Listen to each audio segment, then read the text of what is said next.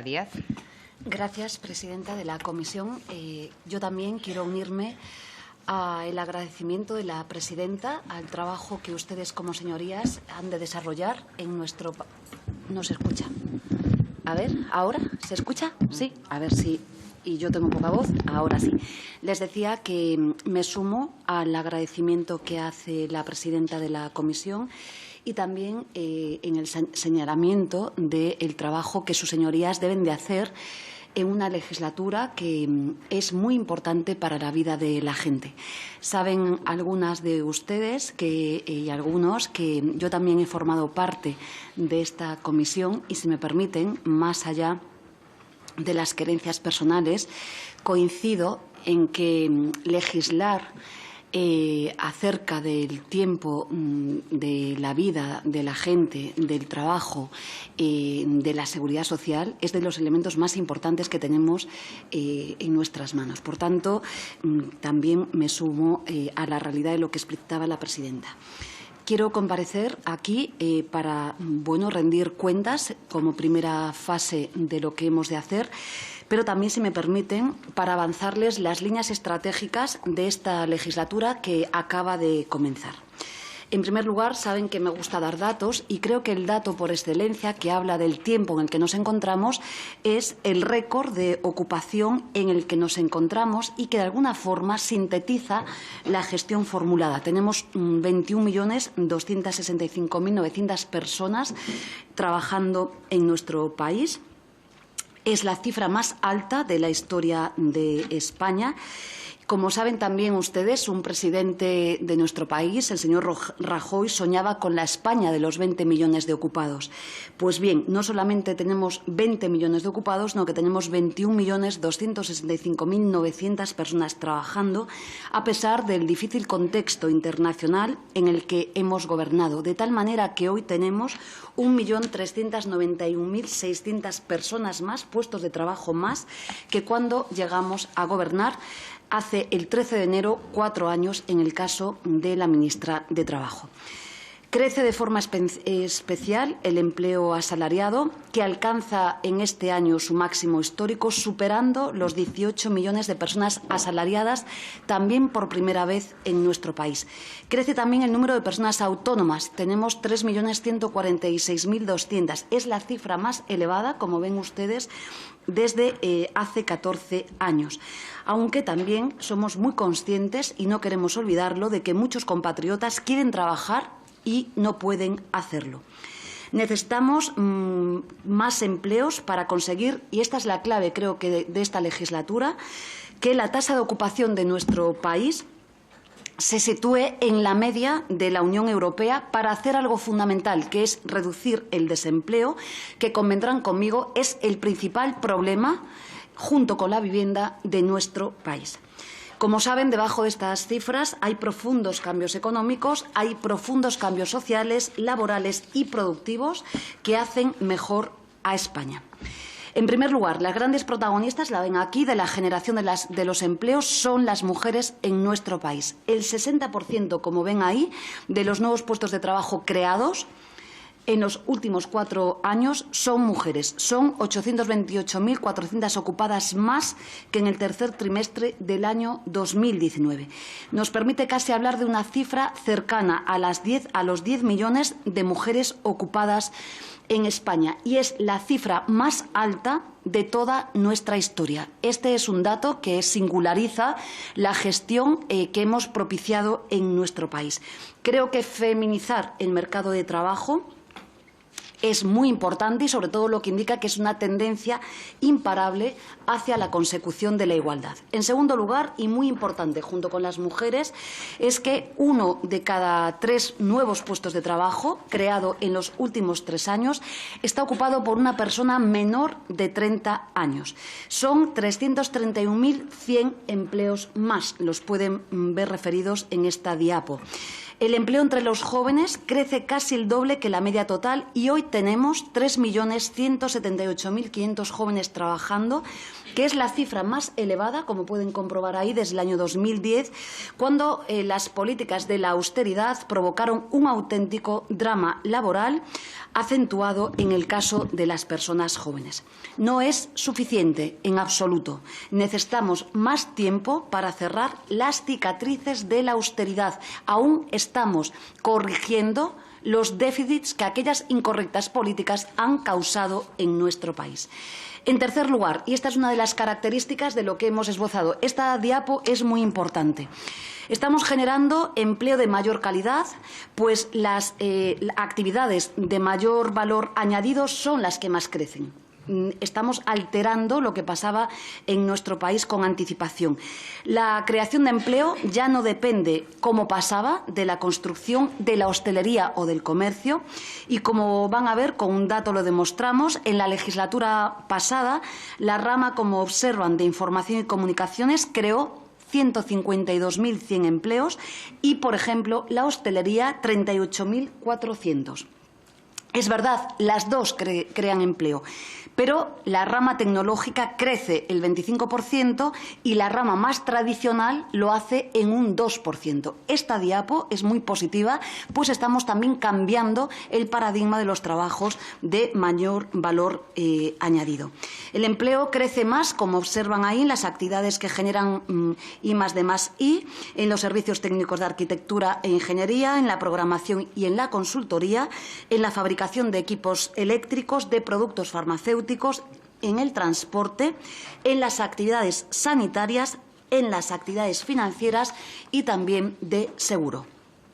Obviamente, no se pueden corregir los profundos desequilibrios de nuestra estructura productiva. Piensen que esto lo hemos hecho en muy poco tiempo, pero llevamos 45 años de democracia en la que hay que corregir un modelo productivo que miraba hacia una estructura diferente. Y creo que lo importante es que estamos cambiando o transformando sectorialmente nuestro país y que esto va a generar mejores empleos, mejores salarios y también una estructura económica más sólida y equilibrada. En cuarto lugar, y esto es también muy importante y hablamos poco de ello, estamos también mejorando de forma significativa la estructura empresarial de nuestro país. Esta imagen es muy importante. Durante décadas, como saben, el reducido tamaño medio de las empresas españolas ha sido una de las grandes debilidades de nuestra estructura productiva. Sin embargo, en los últimos años se está produciendo una positiva transformación en esta estructura empresarial, aumentando de forma significativa el número de empresas de mayor tamaño y el tamaño medio de las empresas que crece al 12%. Como ven ahí, hoy tenemos 32.000 empresas con plantillas de más de 50 personas.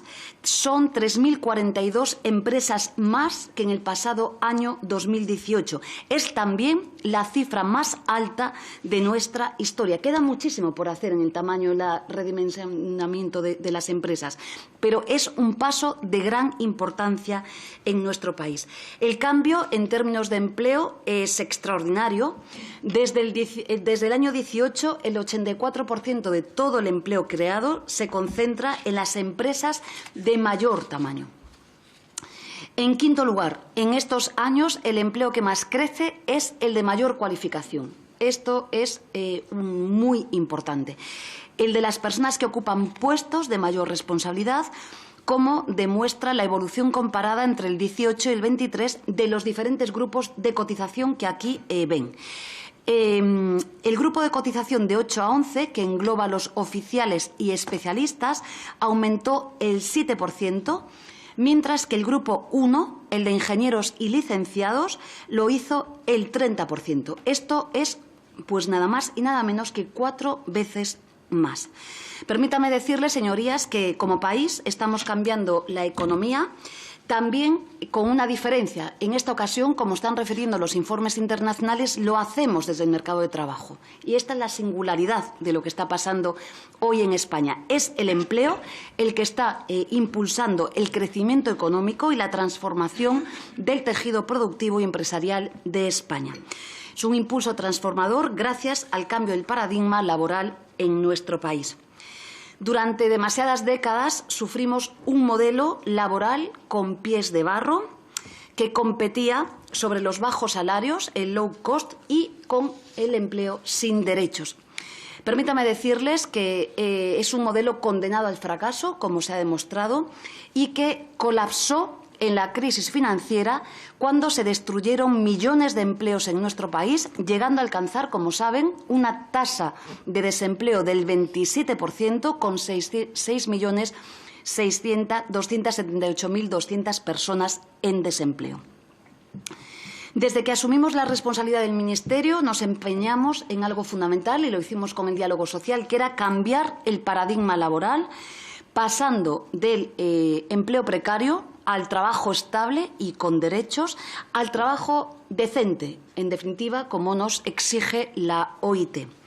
Cambiar el paradigma laboral para cambiar el modelo de crecimiento en nuestro país. En definitiva, no competir con bajos salarios y malas condiciones laborales, sino que hacerlo con productividad y con calidad. Y esto es, en definitiva, lo que va a mejorar nuestro país. El empleo estable y con derechos, con un salario mínimo decente, hace inviables los negocios basados en la sobreexplotación, en los negocios ineficientes y en las malas empresas. Siempre he dicho que cuando hablábamos de trabajo precario hablábamos de empresas que son precarias y es justamente la tarea que tenemos hoy en nuestro país. Por el contrario, la mejor calidad de trabajo, los mejores salarios impulsan el crecimiento de la economía y también mejoran las empresas. Como dice el profesor Antón Costas, necesitamos mejores trabajos en mejores empresas. Y esta es la clave del modelo que hemos de dibujar. Creo que desde el año 20 llevamos a cabo una profunda reforma estructural en el mercado de trabajo. Queda muchísimo por hacer, que tiene tres ejes fundamentales. El primero de ellos, y muy importante, esta diapo creo que resume un modelo de gestión radicalmente diferente en nuestro país.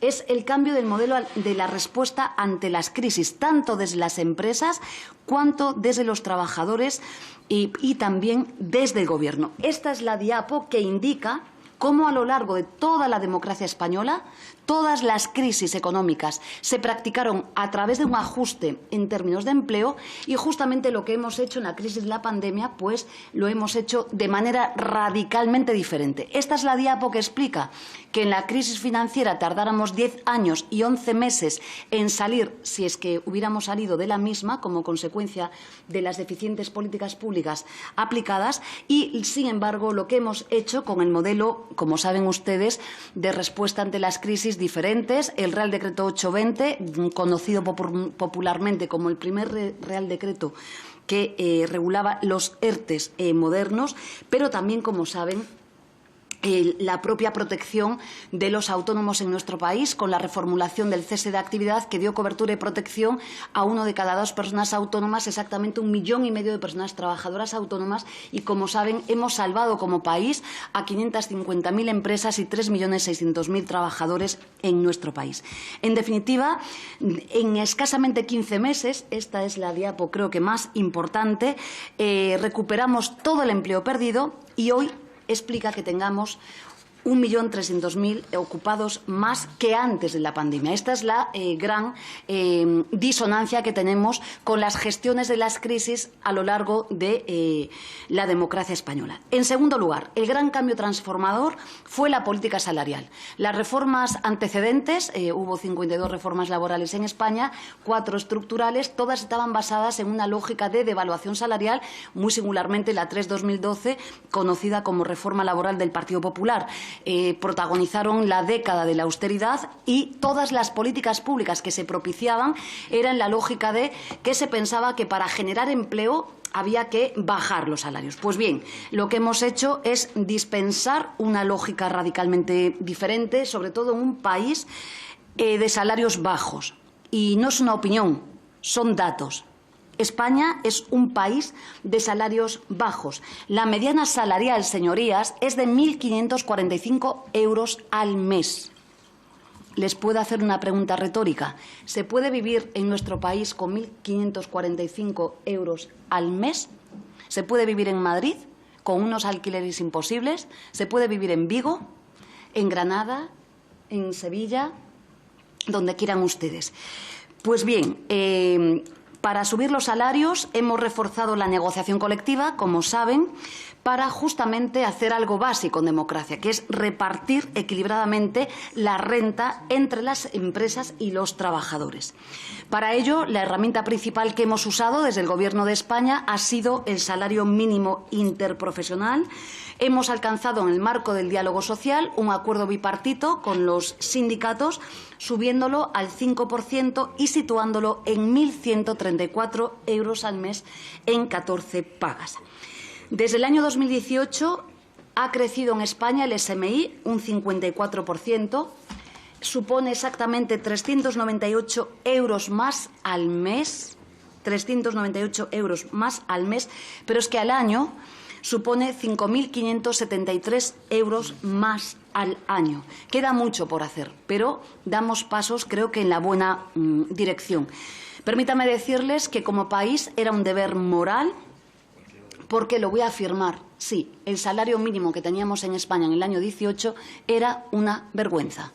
Todas las políticas que se han practicado de bajar los salarios son políticas vergonzantes, no hacen un país mejor, no hacen empresas más sólidas, no hacen que podamos competir con otros países, muy al revés. Permítame decirles que los efectos que ha tenido el salario mínimo son extraordinarios en términos de empleo, de lucha contra la desigualdad y contra la pobreza laboral. Un dato lo demuestra. España es el país de la Unión Europea que más empleo ha creado entre el 2018 y el pasado año 22, por encima, señorías, de Alemania, de Francia o de Italia. Pero sobre todo es que el SMI ha sido el poderoso instrumento para reducir la desigualdad, la brecha salarial de género y la pobreza laboral. Se reduce la desigualdad siendo un país profundamente desigual España, porque la diferencia entre los que más cobran y los que tienen menores ingresos se redujo un 20%. Queda muchísimo por hacer, pero se ha reducido un 20%.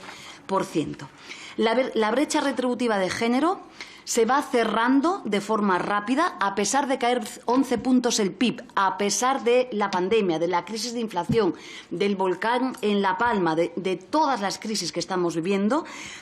Desde el año 2018, la diferencia entre lo que cobran los hombres y las mujeres se redujo en 5,3 puntos, lo que equivale a una caída del 25% en la brecha retributiva en apenas 5 años.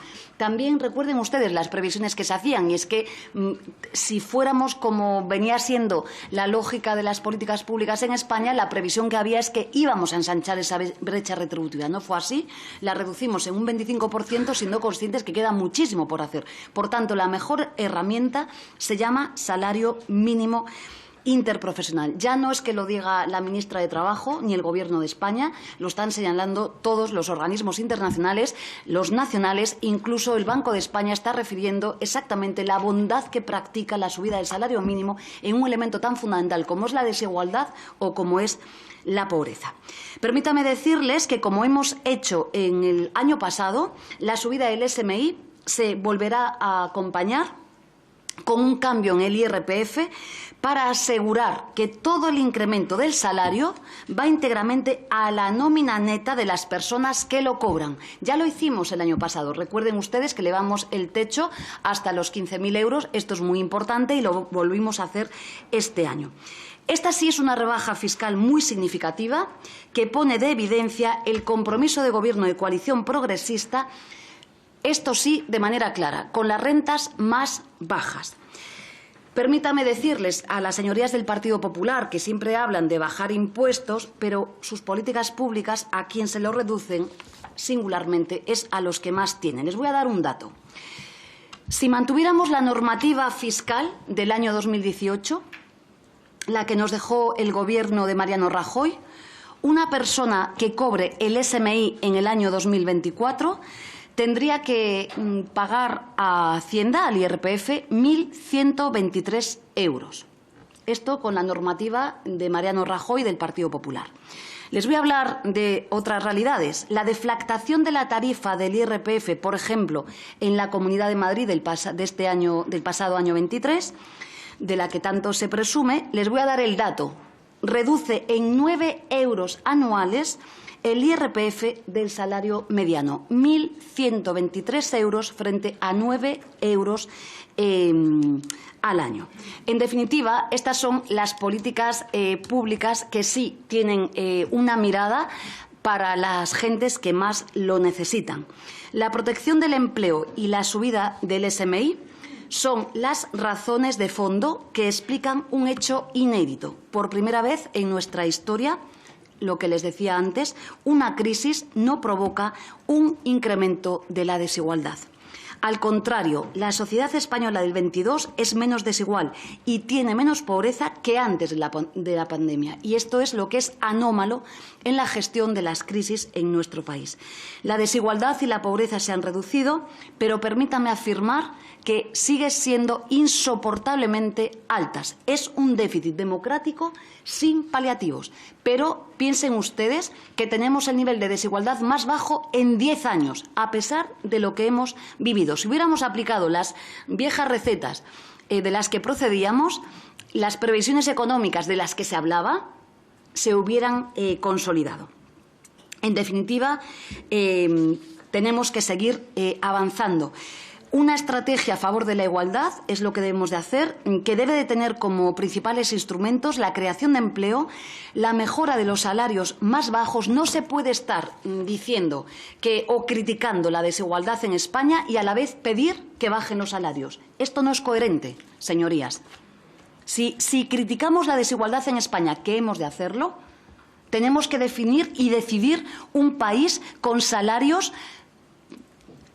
dignos. Y esto con 1.545 euros al mes no se consigue en España. Pero es que además tenemos que propiciar un reforzamiento de las prestaciones públicas y, por supuesto, de los mecanismos de protección social.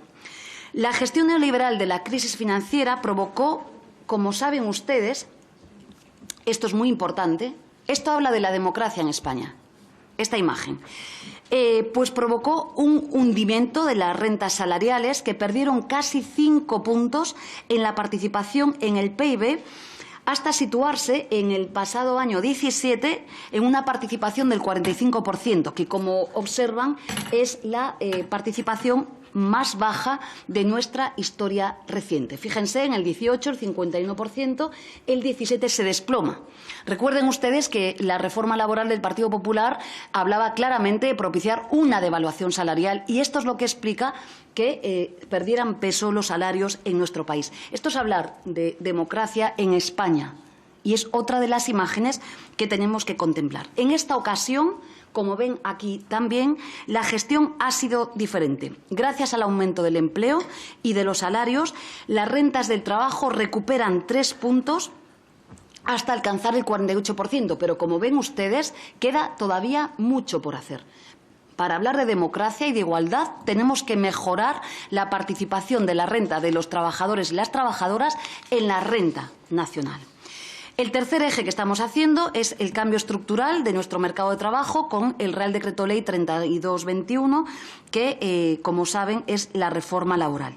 Durante décadas, España sufrió un nivel de precariedad que era absolutamente insoportable, con una tasa de temporalidad que llegó a triplicar la media europea. Recuérdenlo.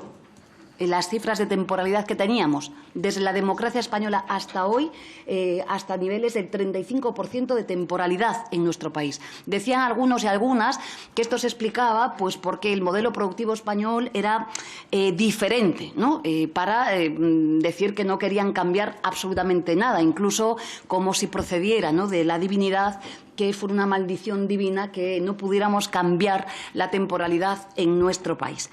Desde el año 84, como saben, se realizaron en España 52 reformas laborales. 4 de ellas estructurales, 52.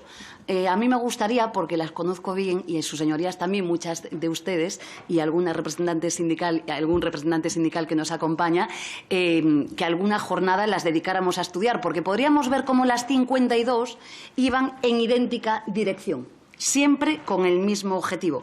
Pero es verdad que las 52 fracasaron en el objetivo de abordar uno de los problemas fundamentales de España, que era la temporalidad en nuestro país. Como digo, no sirvieron para su objetivo. De la mano del diálogo social y con la aprobación de sus señorías, de los grupos parlamentarios que la acompañaron, desde luego demostramos la falsedad de esta idea y redujimos a día de hoy la temporalidad hasta el punto de que estamos en el 14,2%, una tasa que ya está por debajo de la tasa de temporalidad europea, que, como saben ustedes, es del 14,5%. En definitiva, estamos cambiando el mercado de trabajo, quedando muchísimo por hacer todavía en el mercado de trabajo. Digamos que el objetivo de esta reforma es transitar desde la precariedad a la estabilidad laboral. Hablar de estabilidad laboral es hablar de estabilidad en las vidas de las gentes de nuestro país. Y ha sido de tal intensidad que sitúa a nuestro país a la cabeza de la Unión Europea en la creación de empleo indefinido. El 50% de los nuevos empleos creados en la Unión Europea, esto es 1 de cada 2, fue creado en España. Hablo de empleos indefinidos. Permítanme también decirles que, junto a la cifra récord de 18 millones de asalariados en España, tenemos una cifra récord, la ven ahí, de casi 15 millones de personas indefinidas en nuestro país. Esto es, otra imagen que lo describe todo. La tasa de temporalidad de las mujeres se ha reducido en más de 12 puntos, está en el 15%, 12 puntos. Hay más de 7 millones de mujeres trabajando con un contrato indefinido, que vuelve a ser también la más alta de la historia de nuestro país. La tasa de temporalidad de las personas menores, de los jóvenes de menos de 30 años, ha caído 20 puntos. Aquí estaban en los dos sectores, las mujeres y los jóvenes, es donde estaban los males del diseño del mercado de trabajo que se había hecho, y ha caído 20 puntos desde la aplicación de la reforma laboral. Permítanme decirles también que sucede exactamente igual con los sectores de actividad que parecía que estaban condenados, yo misma me lo llegaba a creer, condenados a la temporalidad. De los que nos decían que era imposible hacer compatible la estacionalidad de alguno de esos sectores con el empleo estable o con el derecho de los trabajadores. Les hablo, como saben ustedes, de la construcción, de la agricultura, de muchos sectores que llegaban a decirnos que, bueno, eran de forma natural, tenían que tener estas características, como si en Francia, en Alemania, no hubiese agricultura o no hubiese construcción y no había los déficits que teníamos en nuestro país. Esta transformación del empleo creo que se puede sintetizar en una frase: lo que más aumenta es el empleo de más calidad, el empleo indefinido y a tiempo completo, y el que más se reduce es el de peor calidad, el temporal a tiempo parcial. Vamos a uno de los elementos en los que me van a permitir que les diga que queda muchísimo por hacer en nuestro país. Es la tasa de parcialidad. Yo podría conformarme, señorías, diciéndole que nos encontramos en los niveles europeos, ¿de acuerdo? Pero sé muy bien que parte de la precariedad que resta en nuestro país hoy está aquí, en la tasa de parcialidad. Se redujo en un punto, situándose en el 12,6%, que es el valor también más bajo, como observan aquí, desde el año 2010. Pero creo que saben muy bien ustedes que en las reformas pendientes esta es la clave de lo que hemos de cambiar, sobre todo porque tiene un sesgo de género muy importante en España. Decía al principio que España tiene un grave problema que se llama desempleo y después añado vivienda. Bien, este problema es estructural en nuestro país, es histórico. Aunque es verdad que algunas señorías parece que lo descubrieron ahora que se encuentran en la oposición. Digo porque las cifras de desempleo son brutales, con carácter estructural desde la democracia española hasta hoy. Y es verdad que, curiosamente, a pesar de todo lo que ha pasado, nos encontramos por debajo de la tasa media de paro en nuestro país, a pesar de todo lo que ha pasado, lo que quiere decir que con políticas públicas diferentes podemos mejorar la situación en nuestro país. Insisto, en el 2013 la tasa de paro llegó a alcanzar el 27%, 6.278.200 personas buscando empleo y el 56% de los jóvenes en desempleo. La tasa de paro que tenemos hoy es del 11,8%. Es la tasa más alta de Europa. Y les digo que, igual que dije antes, es absolutamente inaceptable. Y es especialmente inaceptable en los jóvenes y en las mujeres. Reducir el desempleo hasta aproximarlo, lo he dicho al principio, a los valores medios de la Unión Europea, tiene que ser la gran tarea colectiva del conjunto de la sociedad española. Pero para hacer esto no sirven las viejas recetas. No se puede estar diciendo que tenemos una tasa de paro muy elevada y a la vez decir que los jóvenes trabajen low cost. Esto es lo que no puede ser en nuestro país. No se puede decir que tenemos una tasa de paro muy elevada y a la vez decir que está muy bien que las mujeres trabajen a tiempo parcial en malas condiciones. El sistema ha de ser coherente. Y, por tanto, este es el reto de país. Creo que si estamos en el 11,8%, a pesar de lo que ha llovido, es que podemos mejorar y podemos hacerlo mejor. Sencillamente es comprometernos con políticas públicas adecuadas. Insisto, a pesar de la pandemia, de la crisis de inflación, de las guerras, de todo lo que estamos viviendo en España. Desde que hemos llegado, la hemos reducido la tasa de paro en algo más de 2 puntos. Insisto, queda mucho por hacer, pero es posible hacerlo. Permítame afirmar algo. Estar en paro no es responsabilidad de las personas que sufren esta situación. No es su culpa. No es su problema individual. Es responsabilidad de las carencias de la estructura productiva y económica de nuestro país. Permítame, voy a mirar a la diputada canaria.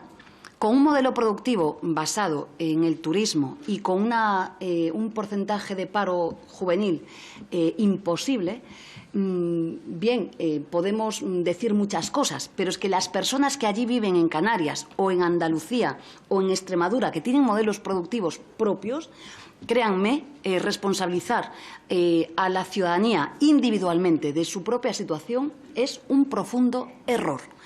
Es un mandato constitucional y es una obligación de la dirigencia de nuestro país solventarlo.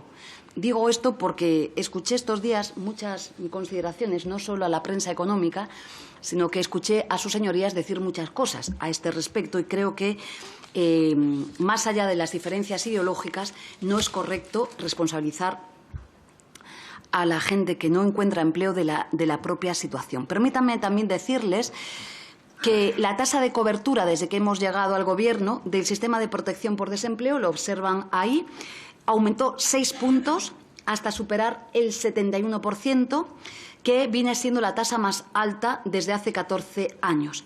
Exactamente lo contrario a lo que sucedió en la década de la austeridad, cuando, como saben, se recortó la tasa de cobertura en 25 puntos, lo ven ahí, hasta situarse, miren, el año 2015 en el 55,2%.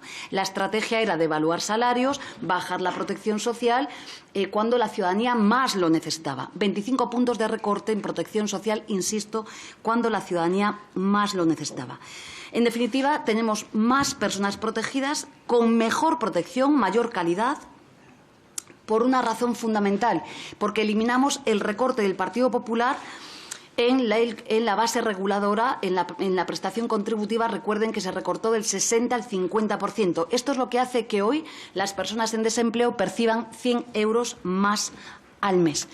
Sus señorías dirán que es poco, pero menos es el recorte del 10%. Protegimos más y me van a permitir con mayor eficiencia la gestión. En la crisis financiera, a pesar de los enormes recortes que se propiciaron, recuerden ustedes, lo recortaron absolutamente todo, la diferencia entre ingresos por cuotas y el pago de prestaciones acumuló, atención, un déficit de 76.000 millones de euros. Piensen ustedes en los intereses de la deuda de nuestro país, multiplíquenlo. Déficit en la gestión, digo, porque como se habla mucho de deuda, ¿no? Y está bien hablarlo, pues multipliquen ustedes. Se alcanzó, recortaron absolutamente todo, desprotegieron a la ciudadanía, causaron una pobreza brutal, aumentó la desigualdad y aumentó el déficit, lo que indica que en el rigor económico la gestión era profundamente inadecuada. Pues bien, en esta situación actual, con mayor protección y mejor protección, hemos cerrado el Servicio Público de Empleo con un superávit de 5.500 millones de euros, a pesar de que protegemos más, a pesar de que hacemos reformas con una enorme inversión social.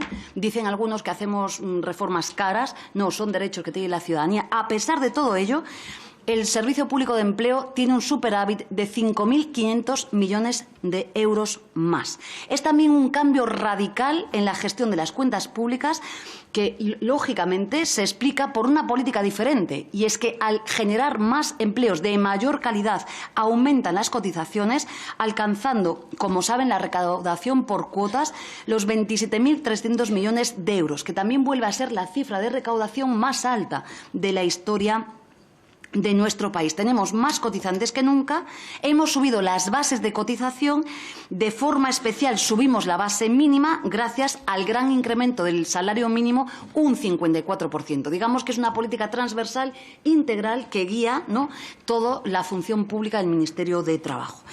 En definitiva, recaudamos más, protegemos mejor, generamos superávit en las cuentas del Servicio Público de Empleo.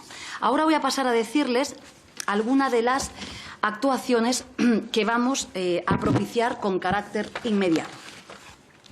En primer lugar, queremos que esta sea la legislatura de la reducción del tiempo del trabajo, una medida que, como ya saben, figura de forma destacada en el programa del Gobierno de coalición progresista.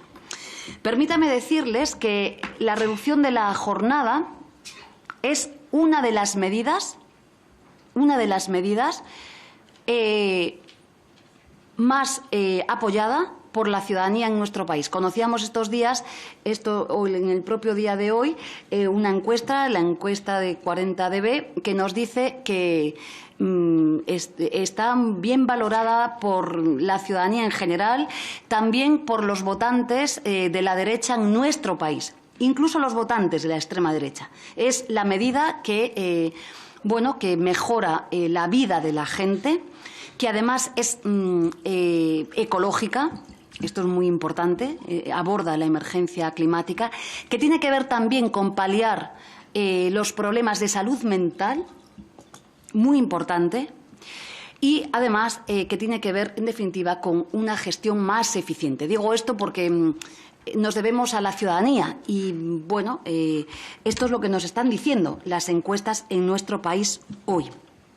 Les anticipo que vamos a sacar adelante una reducción de la jornada, 37 horas y media a la semana, y esto sí, sin reducción salarial. Yo sé que hay muchos proyectos pilotos, que hay muchas experiencias reduciendo la jornada, y sé también muy bien que hay muchas empresas con convenios colectivos y muchas empresas que han reducido la jornada, obviamente reduciendo el salario. Pero permítame decirles que para esto no necesitábamos llegar aquí, ¿de acuerdo? Por tanto, la estrategia es reducir la jornada sin reducción salarial. ¿Y para qué?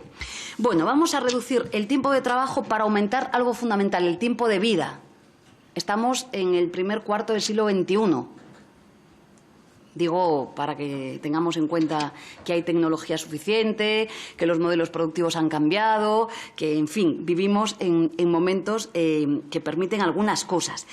Con ello vamos a mejorar la compatibilidad del tiempo de trabajo con el resto de los usos del tiempo, pero permítanme también decirles, desde un reparto equilibrado de las tareas de cuidados, al tiempo que también con los tiempos de formación, si alguien quiere formarse, ¿no?, de ocio o bien de participación social.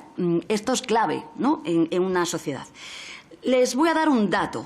Desde el 29 de junio del 83 no les digo los años que tenía yo, 29 de junio del 83, tendremos yo algunos más, pero era pequeña, la jornada laboral es de 40 horas semanales en España. Reducir la jornada laboral a 37 horas y media semanales beneficiará de forma directa a más de 12 millones de personas asalariadas en el sector privado. En el sector público ya saben que está instalada. Creo que es un enorme avance social que permitirá a su vez avanzar en el necesario cambio de los usos del tiempo en nuestra sociedad y, sobre todo, teniendo derecho a vivir, que es algo fundamental. Permítanme también hablar de algo fundamental en la reducción de la jornada, y esto es ciencia, no es ideología. Esto está, como saben ustedes, muy estudiado y además es bastante viejo.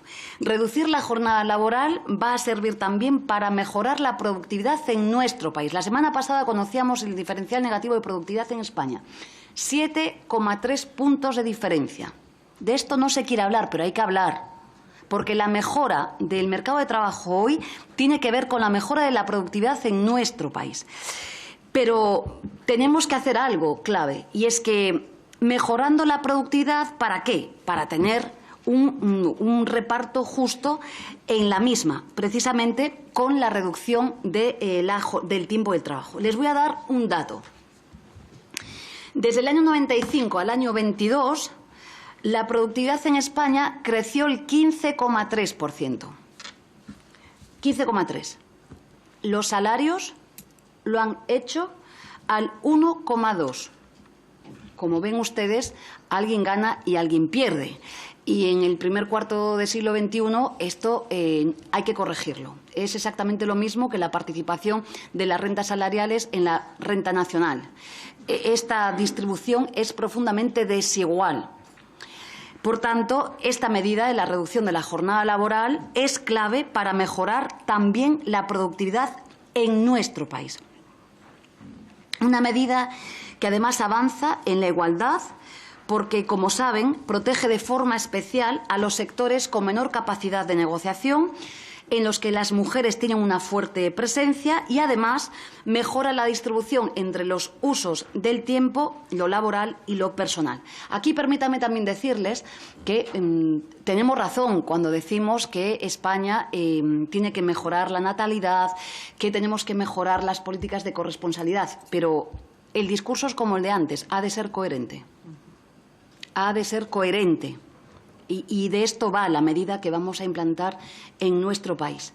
Porque, si quieren, también tenemos una comparecencia sobre jornadas en nuestro país por sectores, como si la presidenta y ustedes lo quieren, comparecemos y damos una cumplida explicación con datos de las jornadas por sectores en nuestro país, y seguramente verán ustedes como a veces es misión imposible lo que queremos hacer. En definitiva, vamos a avanzar con este objetivo, como siempre en el diálogo social. Vamos a intentar un acuerdo.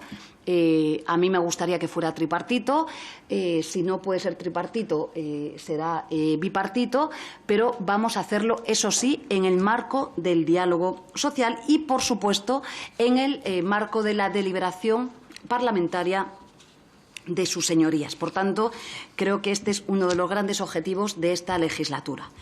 El segundo objetivo, y es la clave, hablábamos antes del artículo 12 de la parcialidad, pues por ejemplo esto, va a ser la reforma de la gran norma del querido y anciano ya Estatuto de los Trabajadores, de nuestros queridos referentes y precedentes, pero es una norma del año 80, como saben ustedes, y lo vamos a convertir en el Estatuto del Trabajo del siglo XXI. Las transformaciones del mundo del trabajo están cristalizando en un importante conjunto de actividades productivas y también no productivas, esto es clave, que cuentan con muchas características comunes y que, sin embargo, están sometidas a múltiples y dispersos, como saben, estatutos jurídicos, algunos de los cuales saben que su protección es manifiestamente insuficiente. Saben que me estoy refiriendo de manera clara a una de las diapos que hemos pasado, que es el trabajo por cuenta ajena, pero también el trabajo por cuenta propia. España es un país con unas características propias. Tenemos un importante número de personas trabajadoras autónomas, ¿no? Pero también otras formulaciones.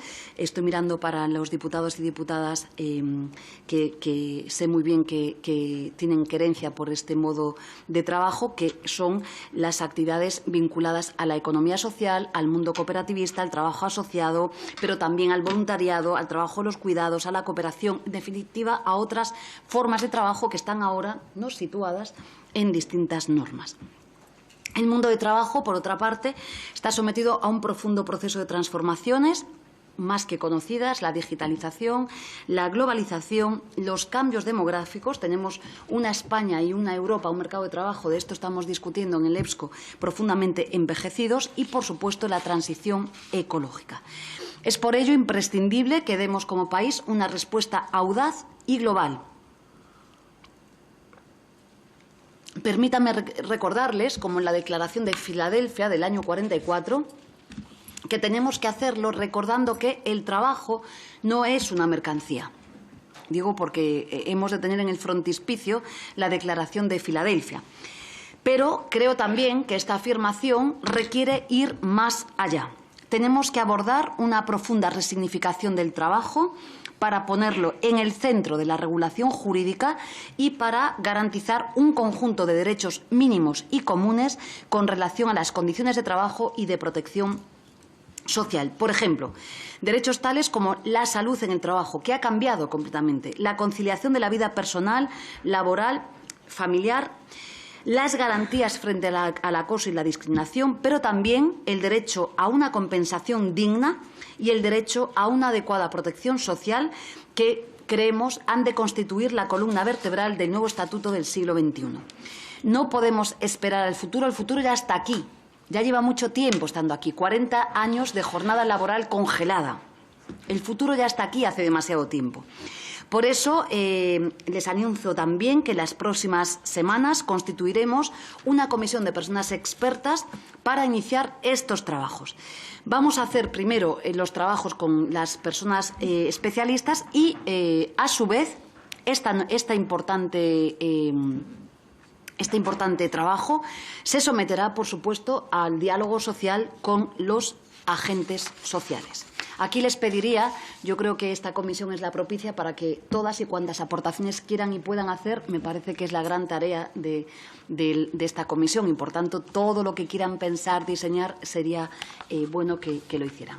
En tercer lugar, vamos a abordar, como acabamos de hacer en la presidencia española, saben ustedes que acabamos con las conclusiones de la democracia en el trabajo, y vamos a abordar la necesaria democratización de la estructura empresarial de nuestro país. Vamos a hacer algo tan sencillo como cumplir con el mandato constitucional, artículo 129, apartado 2 de la Constitución española, que nos dicen literalmente: los poderes públicos promoverán eficazmente las diversas formas de participación en la empresa. Es un poco extraño que desde el año 78 hasta hoy no se hubiera hecho nada en esta materia, más que apenas los representantes, ¿no?, de participación, de negociación en las empresas. Es muy llamativo la ausencia de cumplimiento constitucional en esta materia.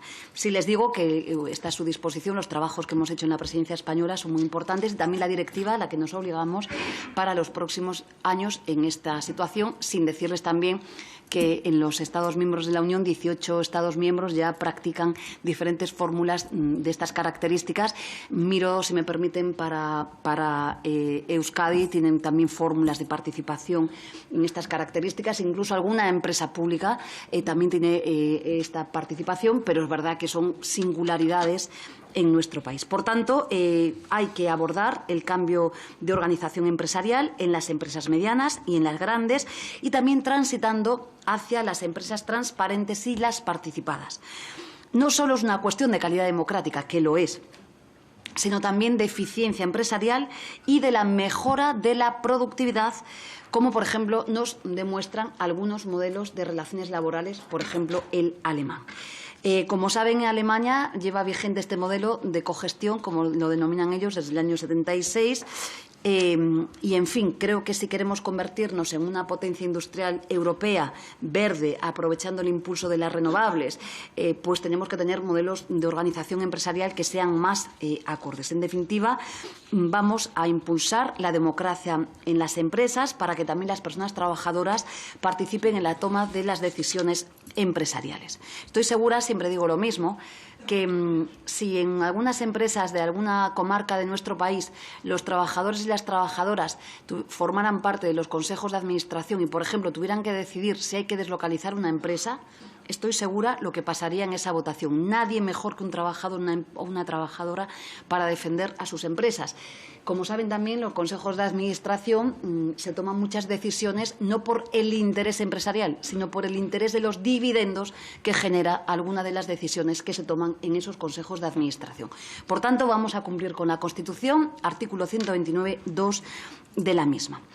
Vamos a, como ya saben, a reformar la parte asistencial del sistema de protección de las personas desempleadas, el Real Decreto Ley que cayó en el Senado las pasadas semanas, sencillamente por ser un compromiso con las personas más necesitadas en nuestro país.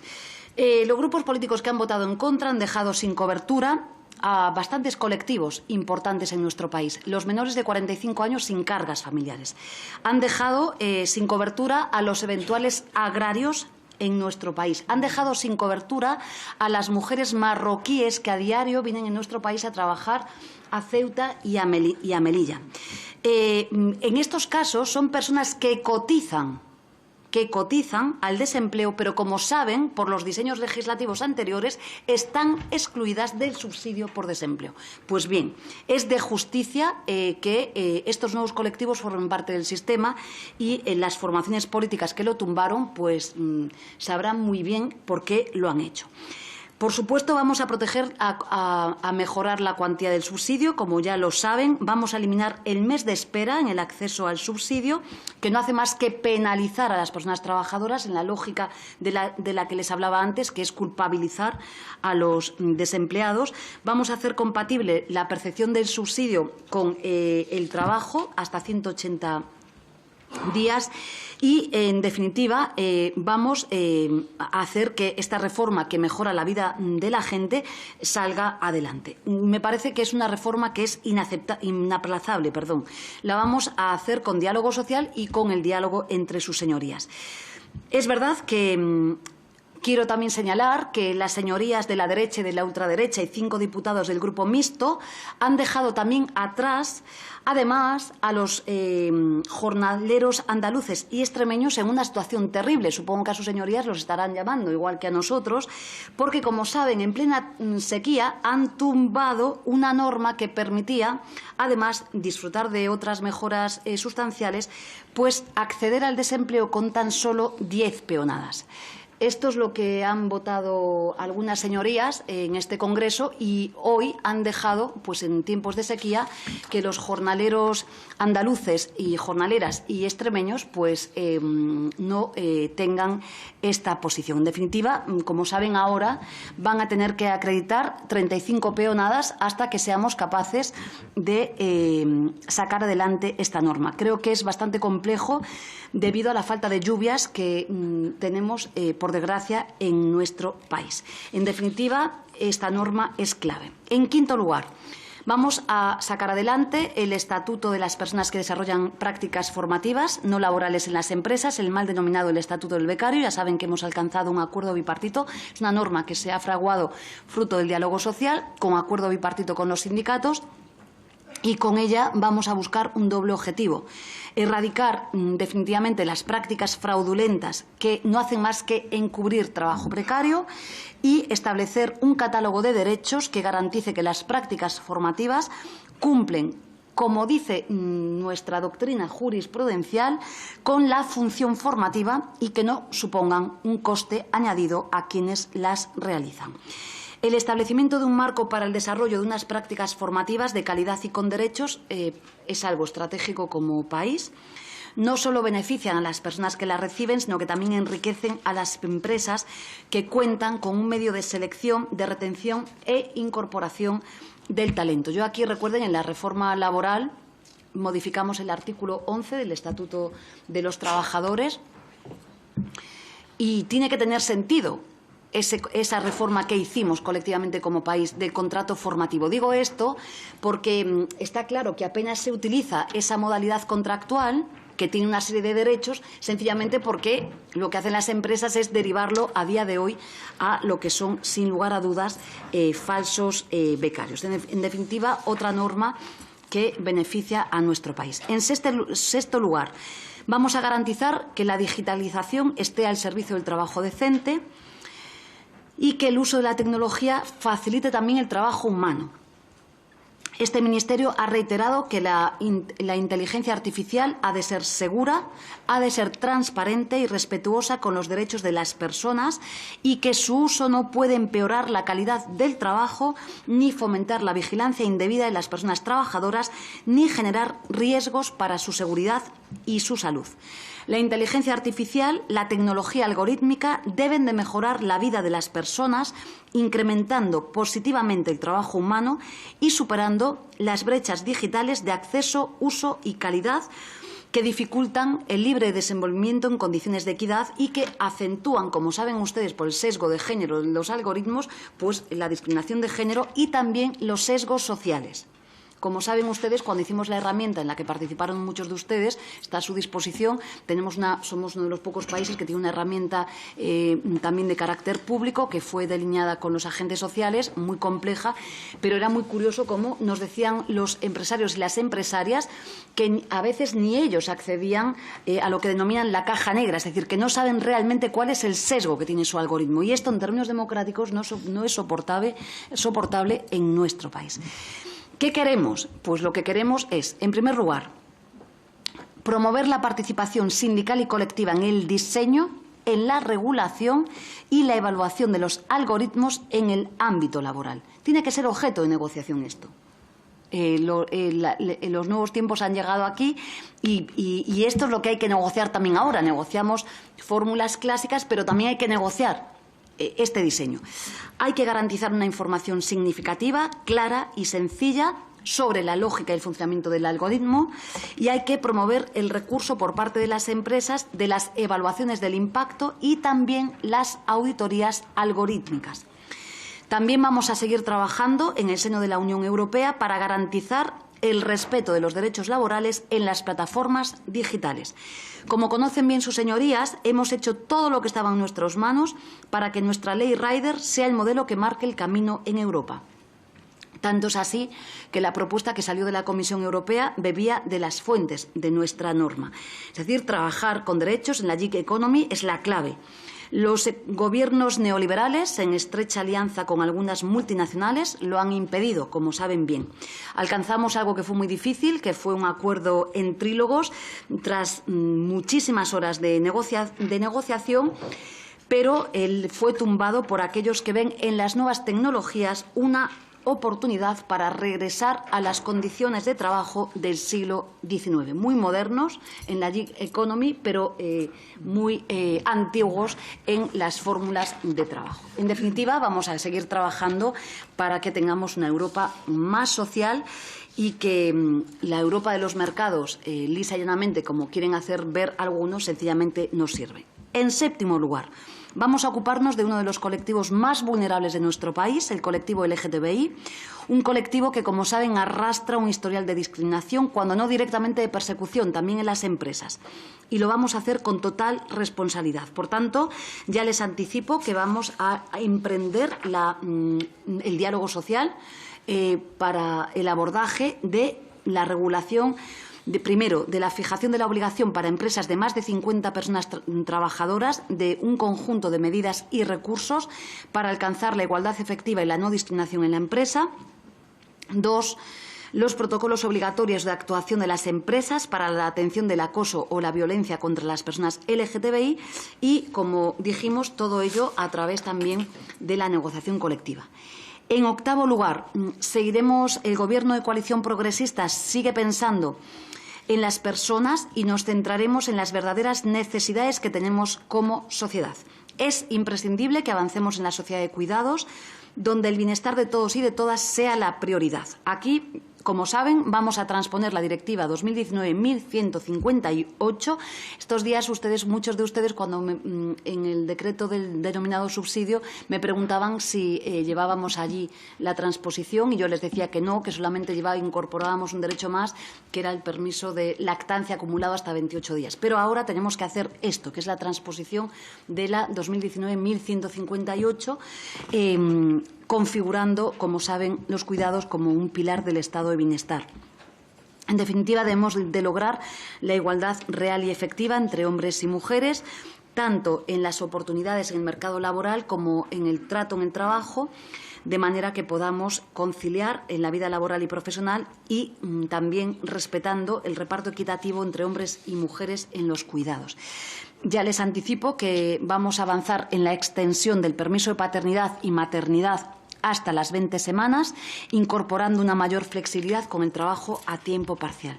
Y también avanzaremos en la implantación de permisos retribuidos, que esto es otra de las peticiones que formulan sus señorías, para los cuidados, como indica la propia directiva, la 2019-1158, con el objetivo de remunerar 4 semanas por hijo a cargo en el recientemente creado permiso parental de cuidados.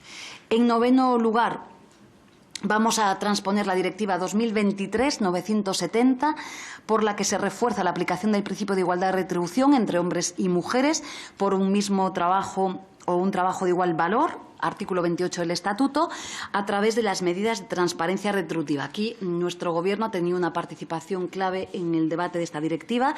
Les doy las gracias a ustedes, también al diálogo social, porque los reales decretos, los 901 y 902-20, fueron de las normas más complejas que hemos hecho y, bueno, lo que hacemos es, sin lugar a dudas, diseñar, ¿no?, todos los mecanismos de igualdad retributiva. En definitiva, tenemos que evitar que permanezcan las razones de discriminación retributiva en nuestro país.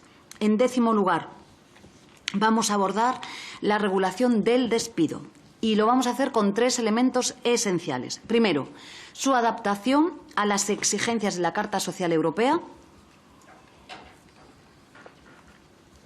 que nos exigen un mecanismo de extinción del contrato de trabajo que repare adecuadamente los daños causados cuando alguien es despedido injustificadamente y que sea verdaderamente disuasorio para despedir sin causa que no sea rentable. Esto es lo que, como saben ustedes, España muestra una anomalía en la fijación establecida de un número de días con carácter indemnizatorio, sean 45, 53 o 33. Lo que cuestiona justamente el espíritu de la legislación europea es que no se puede saber con anticipación cuál es el valor de esa indemnización, porque va a depender de muchos factores. Por tanto, la clave está en la reparación adecuada y que el despido, como dice la Carta Social Europea, sea verdaderamente disuasorio. Esto es el objetivo de la reforma que vamos a llevar adelante.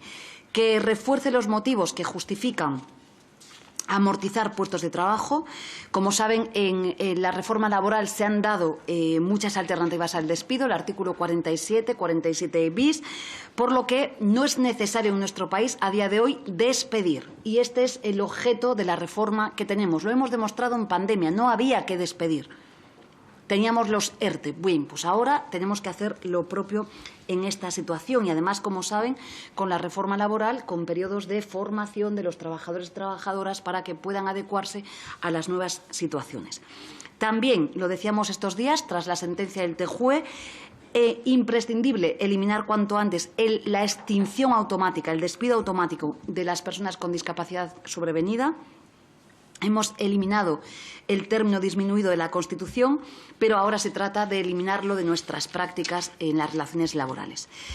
En décimo lugar, vamos a seguir desarrollando nuestro compromiso con la prevención de riesgos laborales, trabajando con todas nuestras fuerzas e inteligencia contra esa lacra que son los accidentes de trabajo. Hemos avanzado de forma importante gracias a un consenso alcanzado. Este fue un grandísimo acuerdo en el diálogo social. Nos costó llegar al acuerdo 15 meses. como pueden entender, la patronal se resistía mucho por el alcance de la reforma, pero 15 meses han valido la pena. El acuerdo es tripartito. Me siento muy orgullosa. Es la estrategia de salud y prevención de riesgos laborales 23-27 y ahora toca, esto muchas veces, miro para el señor Salvador, muchas veces me hablan ustedes de ello, ha tocado renovar también una ley de prevención de riesgos laborales que se ha quedado en el siglo pasado. Recuerden que hemos tenido que cambiar por razones de emergencia climática, incluso normas que eran de sentido común porque no estaban ni siquiera previstas. Bueno, pues ha llegado el momento de cambiar esta norma. Convocaremos también a los agentes sociales para reformar esta legislación y retomaremos de forma inmediata los trabajos para garantizar el derecho a la salud laboral, me van a permitir que lo diga en femenino, de las trabajadoras del SAT y de las empleadas del hogar. Esto parece, supongo que a veces me dicen ustedes que es una norma, son normas que implican a un colectivo muy pequeño. Les voy a decir lo mismo que dije cuando aprobamos la norma de la que me siento más orgullosa, que es la de las trabajadoras del hogar. El simple hecho de eliminar una discriminación, cuando hay discriminación es que estamos vulnerando los derechos fundamentales. El simple hecho de abordar la eliminación de discriminaciones que sufren hoy un colectivo, da igual, la discriminación es como la prevaricación, existe o no existe. Y, por tanto, esta es una de las grandes cosas que vamos a hacer con carácter inmediato. Lo digo porque aquí, como siempre, no se puede estar en misa y replicando. Escucho muchos discursos, pero después, cuando llega la hora de la verdad, lo cuestionamos. Y termino ya. 12º lugar, vamos a continuar con nuestros compromisos con la economía social. No hace falta que les diga, es el 10% del PIB en nuestro país, emplea más de 2.200.000 personas trabajadoras, especialmente mujeres y jóvenes, y también en situaciones de precariedad. Vamos a desarrollar el PERTE de Economía Social y de los Cuidados. Es un proyecto estratégico que tiene un altísimo compromiso presupuestario que implica a 10 ministerios. Vamos a impulsar la estrategia de economía social 23-27 para que siga haciendo de España un país más justo, inclusivo, verde y feminista, siempre a través del diálogo social. Vamos a emprender la modernización de la Ley Integral del Impulso de la Economía Social. Impulsaremos la estrategia de responsabilidad social empresarial para que el tejido empresarial de nuestro país proteja a las personas, proteja la democracia y el planeta. Y esto es clave, de esto también deberíamos de hablar. Y, en definitiva, lo haremos para garantizar que España siga siendo vanguardia internacional y para que la economía social siga siendo un orgullo de país. Acabo aquí mi intervención. Sé que he sido exhaustiva, pero me parece que tengo el deber, igual que ustedes, de explicitar las acciones que hemos hecho y, por supuesto, las que vamos a hacer. Yo les doy mi agradecimiento, les deseo un magnífico trabajo y sí que en todas las 12 normas y trabajos que he esbozado, desde luego quedo a su disposición y mi equipo también de recibir cuantas aportaciones quieran hacer ustedes, porque las vamos a acoger. Y también permítanme, que lo tenía que haber dicho al principio, dar las gracias al equipo que me acompaña, que trabaja con absoluto compromiso para nuestro país, para hacer lo que hoy hacemos aquí. Y créanme que sin ellos y sin ellas no sería posible. Y como les digo siempre, aunque hay muchas señorías que son nuevas y me alegro de conocerlas, hay otras que ya me conocen, por supuesto, el equipo del Ministerio de Trabajo, el equipo de España, y por tanto está, como siempre, a la disposición de todos y de todas ustedes. Cualquier duda, cualquier cuestión que quieran, están a su disposición. Así que muchas gracias. La palabra es suya. Muchas gracias, ministra. A continuación.